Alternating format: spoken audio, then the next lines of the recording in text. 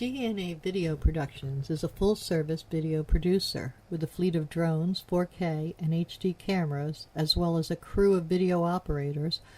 We handle commercial and residential real estate videos, as well as events for promotional purposes. We create book trailers, both live-action and running stills, music videos, and website videos. We also film series shorts for online distribution and are currently involved in filming a political parody. We specialize in low-cost movie making. Call DNA Video Productions at 941-748-6865 or visit our website at www.dnavideoproductions.com. That's www.dnavideoproductions.com. Thank you. Our sponsor this month is Published, an affiliate of Village Voices. Published offers all author services from writing tips, critiques, manuscript evaluations, and editing, as well as tips to help you become published. If you prefer to self-publish, purchase the step-by-step book on publishing through Amazon, or purchase services a la carte, from formatting to creating custom covers, or even tips to gather endorsements. The staff is headed by 2 professional writers. After your books are published, either trade paper, electronically, or both, purchase marketing tips, web services, book trailers, or turn your book into an audiobook. Publish provides all your writing, publishing, and marketing needs. So give them a call at 941-748-6865.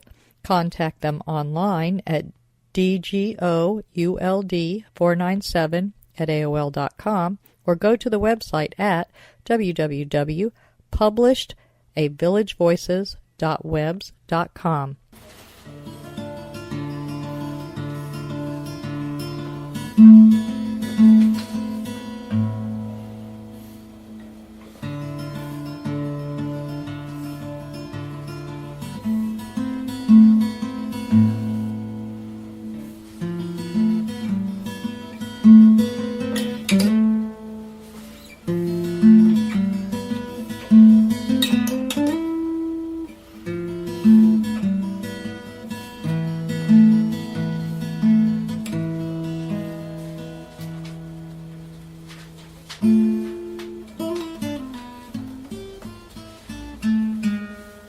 Good afternoon. This is Donna Lee on Culture Coast. The intro you just heard was by Al Musitano, and today I'm interviewing artist Alfredo Garcia, who owns the Arte Coyoacano Gallery here in the Village of the Arts in Bradenton, Florida. And how are you today, Alfredo? Oh, I'm pretty good. I mean, I'm glad being here. Well, it's nice to meet you. I've never met you before, but your art, I saw some of it on the website, and it's different. So, how old are you? Oh, personal question. Okay, yeah, I'm 31. You're 31, okay. And how long have you been practicing your art as a business? Well, as a business, about a year. I mean, okay. So when you opened your gallery here in the village a year ago, you started selling your art. So it became a business. Where did you start? Well, actually, I started when I was probably about 7. Okay. And what medium? What were you doing it in? I used to. I mean, it's kind of crazy because I started with terracotta. And that's kind of strange because I grew up in this small village where people, they don't particularly care about art. They don't know nothing about it. It's something strange to them. It's all oriented towards surviving. Exactly. Farming and ranching and making clothes and that type of thing. Now, what village are you from in Mexico? I'm from Guerrero. Guerrero. Very few miles from Acapulco. Oh, nice. Yeah. So over on the Pacific coast. Very nice. Yeah, very small town. And it's actually, I don't know where the ideas came from, but I remember one night when I went to visit my grandpa, and I slept there, which it was kind of unusual because I never liked to sleep in his house for some strange reason. And it's and at that night, I remember I don't know if that was a nightmare, a vision, or something. I was on bed and I saw like the ceiling covered with ugly faces, and I was Ugly terrified. faces? Yeah, I mean like masks. And you're only 7? And I was 7. I mean, now I'm thinking all those images came from the ceiling. I mean, that was probably a nightmare. I mean, It may have been, or maybe it was a vision. So do you do that kind of mask and face thing? yeah, So so you're just working out your 7-year-old nightmare still. yeah. I mean, that's something like Freud would say. I mean, it's like everything that we do when we're a child, it has a repercussion on your future. Whatever you do, it has to do with your past. I mean, That's you've been philosophizing. Okay. yeah, and So it's like, so you worked it out. So you were using terracotta, and what were you making when you were 7 with the terracotta in this village of masks. non-artists? You were doing the masks? Yeah, I was doing masks. So that nightmare really affected you to the point where that's what you needed to do to work out your nightmare? Yeah, I mean, sometimes I think it's like some sort of therapy, but on the other hand, it's something very strange. I think a lot of people consider art is something different, and they are. It has to be. If it's Yeah. not different, then it's not art. It's just craft. Exactly. Art is the uniqueness of it. So I like that idea that you have now. So you've got these ugly faces that are in your vision. Are they are they the monsters of the dark for a 7-year-old child? I guess they were. Yeah. Now you say you're still doing something similar. Do you do other art as well? Yeah, well, after actually, that's kind of strange because I didn't do terracotta for years. I mean, actually, I started again, but after that, I started doing drawings and paintings. Now, were you doing that in the village, or did you move out of the village before you started? I'm not talking about the Village of the Arts. I'm talking about your home. No, well, I still was living at the village and doing my drawings. I mean, it's like that was something that I really enjoy. I mean, it's like I always been on the quiet side. I rather express myself with drawings. I mean, if people say that art is some sort of expressions, I mean, I don't know. I think it's more like about your soul, who you are, where you came from, and stuff like that. The talent is innate, and you just have to use it. You got to do it. Otherwise, I know kids. Some of them doodle, and they get better and better and better. And that's one way that they know that that's the direction they want to take. So your doodling started with terracotta masks, but then you graduated to paintings. And did you do anything other than the masks? Did you do vases or anything with the pottery? No, actually, I didn't. I mean, I was kind of very concentrated on drawings and paintings. Actually, I mean, I learned to paint on oil without no instruction. That was, I mean, I was kind of obsessed. Where did you get your oils and paints from? If it's a non-artist town, did you get them? Did you go to other cities, Acapulco, for example, to get your stuff? I went to when I was in high school, I was doing an investigation for myself. And it's like, at that time, I was paying more attention to my drawings and stuff like that than at school. I mean, you had art teachers, correct? Yeah. Well, they showed me something. I never could play music. Hey, I couldn't either, so they kicked me out. So you did better than me if they didn't kick you out. Okay, so you're in high school and you took a couple of art classes in high school that... No, you didn't take any classes, just... I was very interested in literature, which I really enjoy. At that time, I was reading the Russians. I was reading a little bit of English literature without no knowledge of English at all. And it's like... How do you do that? I don't know. So you're reading English and you're reading Russian, but you don't speak either. No, I was reading in Spanish. But one of the books that it made the whole impact on my life was The Picture of Dorian Gray by Oscar Wilde. And it's like, wow, it was to me. I read it every once in a while. I like that story. I mean, it was like opened your eyes. I mean, it's like, that was like... To alternate possibilities. Exactly. And it's like, I mean, one of the phrases, like, the artist is the creator of beautiful things. And it's like, whoa. I mean, it's like... Can I do that? Stay young forever by drawing it?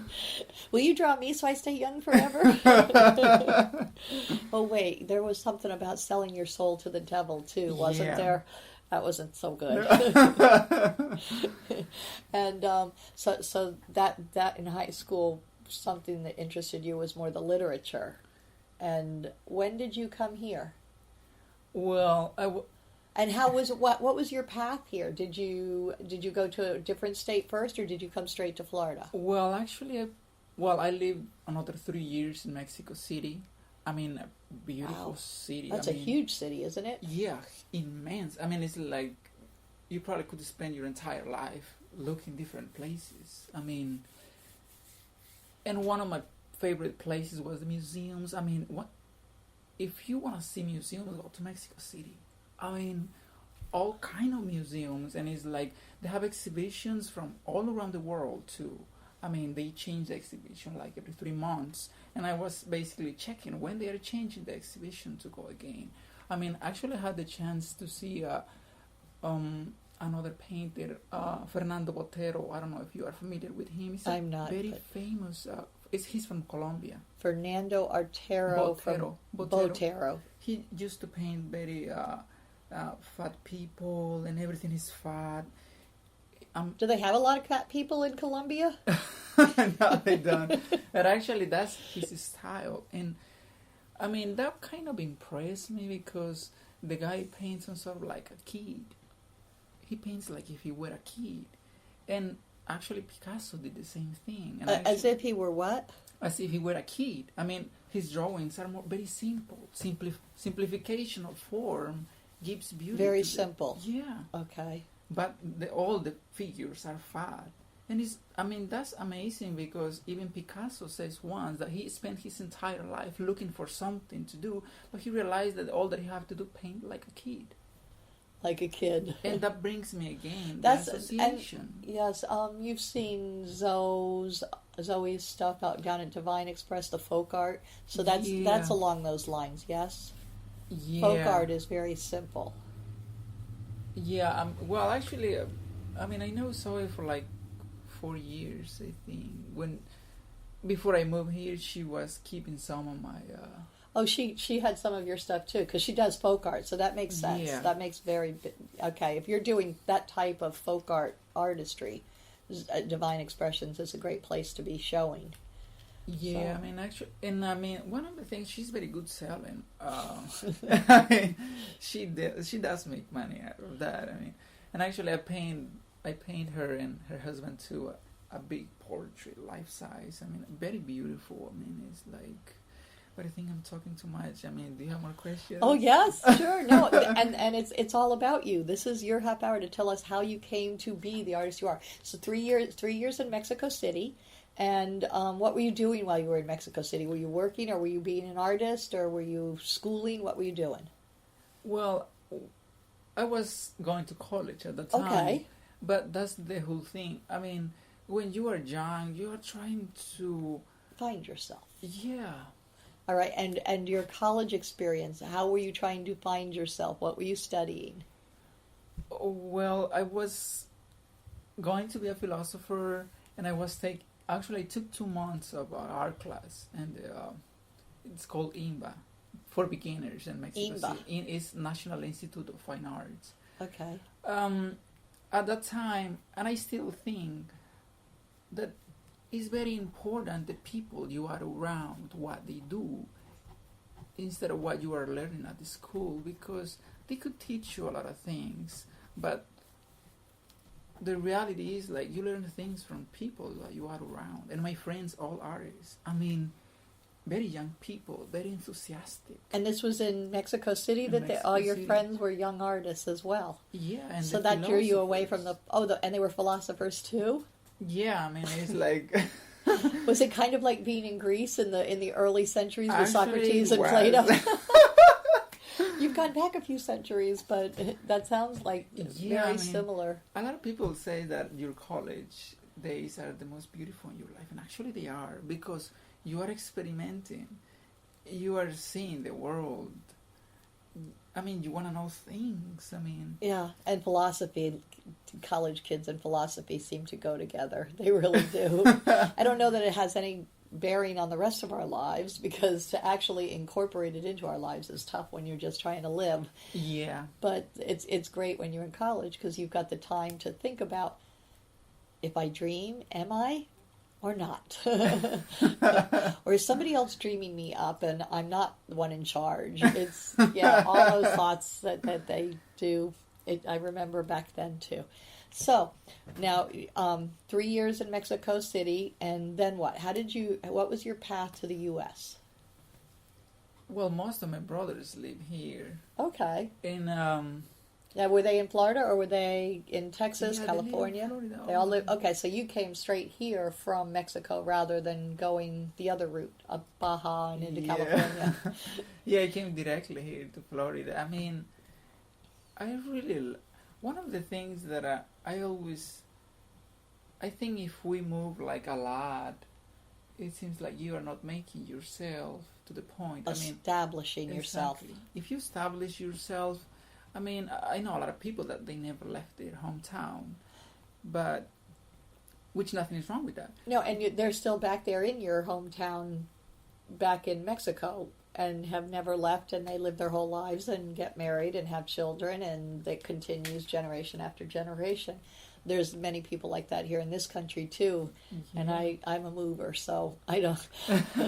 If you're a mover, you don't really understand how could they not want to see the world, but at the same time, there's many that don't, and it's just a whole different mindset. Exactly. I mean, and I did wanted to know the world, because my parents, that's one of the things. My parents, they are very content and conformed. Your parents? And I didn't like that.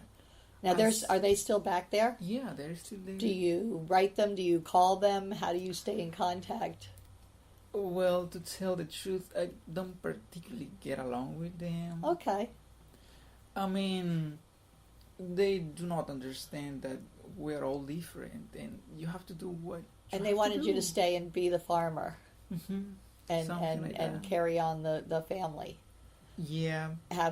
Get married, have babies, and do what they'd done all their lives. Exactly. And it was that one. And your brothers and you didn't want it. Now, did anybody stay behind? Do you have brothers or sisters who did? Okay, your sisters did. Yeah. But all the boys left? Yeah, all of them? Yeah. Oh no wonder they're upset. Were you the youngest boy? No, actually I was in the middle. I mean, so the youngest one really has it the hardest, because that one would be like the one that, no, you can't go, you must carry on.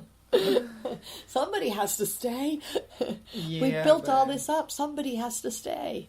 Yeah, they are very traditional people. I mean, they really believe that you have to get married, you have to have kids and work there, and it's like, and inside, and it's like, I want to know the world. I mean, I want to know what it's outside. Yeah, so your brothers are here as well. How many? 4 of them. So yeah, five of you came over here and broke your parents' hearts. Yeah, that's the thing. In order to be yourself, you have to break a lot of hearts. Because they didn't understand that you all wanted to be more than what you were there. Yeah, and it's like another of the things. My brothers, they never particularly care about nothing. What do they do? They're not artists? None of them? No, they are not artists. They didn't like school. They didn't pretty much like anything. I mean, so they're just doing regular work, the daily grind, and nothing. Nobody's got a passion like you did for the art. Yeah, no, not particularly. Nobody needed to be a doctor or a lawyer. No, they didn't want nothing. An astronaut, a fireman, a cop. Every kids, when they grow up, it's like, I want to be an astronaut. That's a tough one. So they don't have the dreams that you do. Are you hoping to go further, maybe go to Europe and check that out as well? Yeah, I mean, still have that idea. I mean, it's like, I would always wanted to go to Spain. I mean, it's like... All right, makes great sense. going back to your roots. Yeah, I mean, it's like one of the things, I mean, a lot of people, like painters of the last century, they were kind of crazy about Paris and stuff like that. Oh, but Spain is also famous for its artwork. Yeah. I mean, it's like it's like visiting museums, new artists, new people who have the passion that you have, and it's like that's like nutrition for your soul. That's beautiful, nutrition for your soul. That's quite the statement. Like, you have to like keep it, and it's like I mean, it's one of the things too. I mean, I'm not a religious person, but I think through my art, I create my own religion. A oneness with the universe. Yeah, I mean, it's like to the point. It's like even if a painter or artist do what they like, they touch their soul, and nobody is available to do that except few people, and you have to keep on pushing it apart in order to, I always believe that the universe is something like you're born to do specific things, and once that you find it, I think many people are. I believe what you're saying is real, because I think some people have that thing, but then there's a whole bunch of people that don't seem to have a fire burning inside them, and I wonder if maybe they will at some point. You know, that I don't know if there's reincarnation or not, but I'm just thinking that at some point they all have to have that fire, because it seems so integral to our personalities and who we are and what we want to be when we grow up, even if we're grown up. So I do believe you have something there. Now, the Mexican art and Spanish art compared to the Norwegian or Northern Europe art, it's much more colorful, don't you find? Yeah. Color is a mainstay of your work. Yeah, I mean, one of the things, or ancient people from Mexico before Spain came to America, their color, they were more vivid, more alive. Brilliant colors. Yeah, so the Spanish came from Mexico, their color is more. That's a debate actually in the colleges. Like if the Mexicans did art before the Spanish came. Who pushed who in what's the word I'm looking for? Who gave them the idea? Was it the Indians that gave the Mayan Indians and those races that gave it to Spain to go colorful, or was it the Spanish that gave it to the Mexican peoples, native peoples? One of the things, and it's like, we're at the end a mixture, like everybody wants, but traditional Mexican art is amazing. It has its charm, its beauty. I mean, and I think I'm still a mixture. I actually remember the colors, the ancient Mexicans and the Spanish. They mix together and create something else. Yes, yeah. The blending is something more than what each one had individually. So that makes sense. Now back to, you said there were years that you didn't use terracotta. You are using terracotta again now in your art, correct? Yeah, again, I'm using terracotta after many years. And how do you like that? Does it feel like you came home?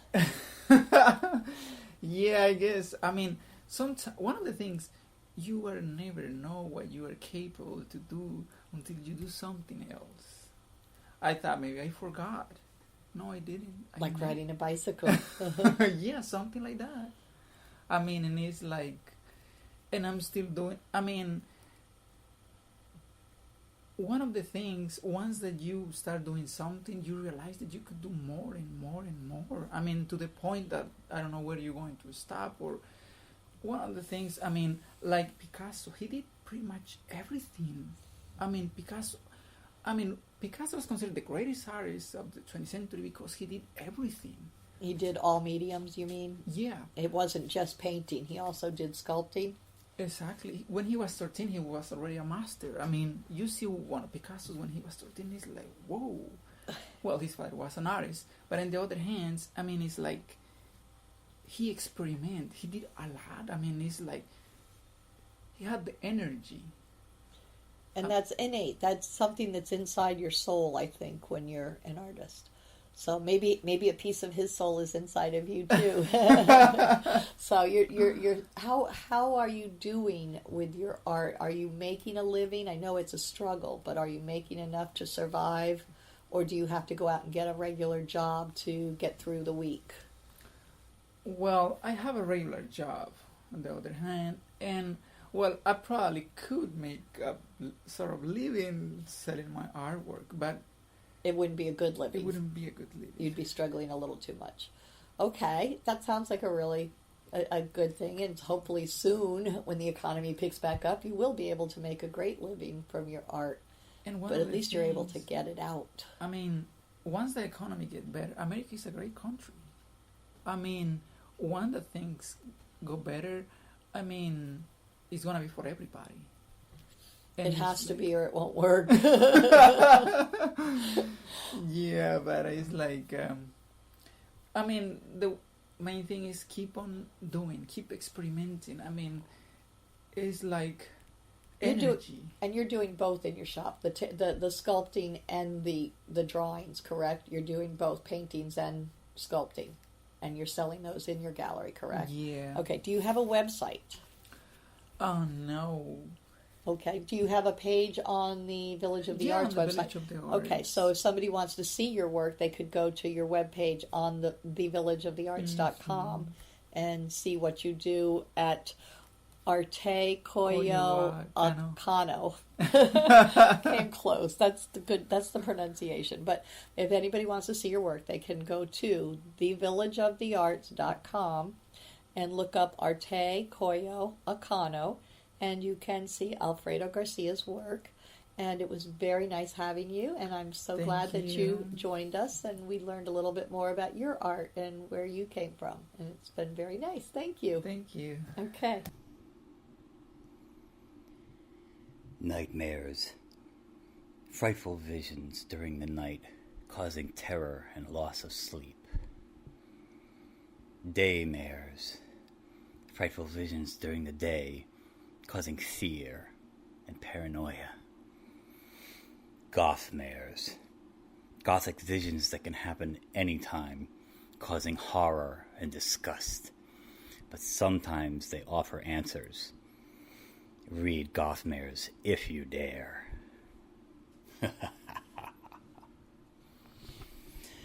Gothmares, a young adult novel by Al Musitano, available on Amazon and fine bookstores everywhere.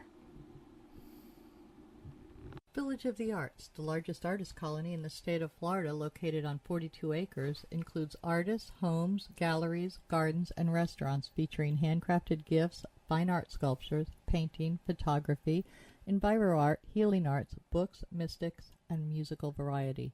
A few of the galleries are unique in their offerings. Village Voices specializes in books and art created exclusively by Florida residents. The Dancing Crane Gallery offers fine art, custom jewelry, and unique, innovative art. The Village Mystic offers all things metaphysical: meditation, massage, mediums, aromatherapy, psychics, shamans, Reiki healing, and the gem mine, where you can mine for your own personal treasure. Yoga Arts offers classes or one-on-one coaching. Musicians and bands can be found throughout the area. Many of the artists and musicians offer classes. Restaurants and bakeries provide respite for the weary and magic for the foodies. Visit during the first Friday Art Walk and stroll through the shops and galleries enjoying free appetizers, wine, music, and demonstrations. For hours and information, please visit the website at www.villageofthearts.com.